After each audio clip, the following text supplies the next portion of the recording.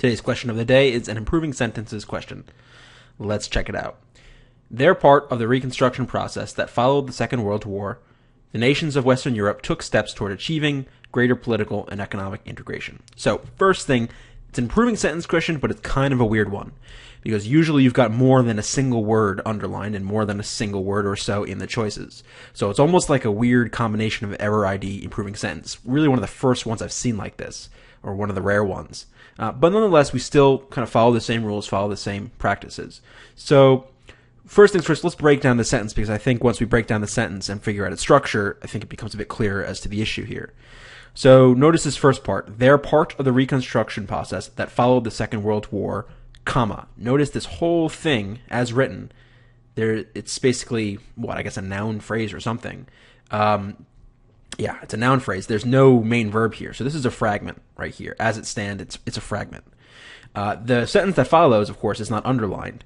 The nations of Western Europe took steps toward achieving greater political and economic integration. No problem there. That's our independent clause. So we need some way, by changing this word there, because as written it's not right, changing this word there to make this fit structurally with this independent clause. So likely to make this a dependent clause, that it depends on this in some way, or a subordinate clause or something, so that it depends there.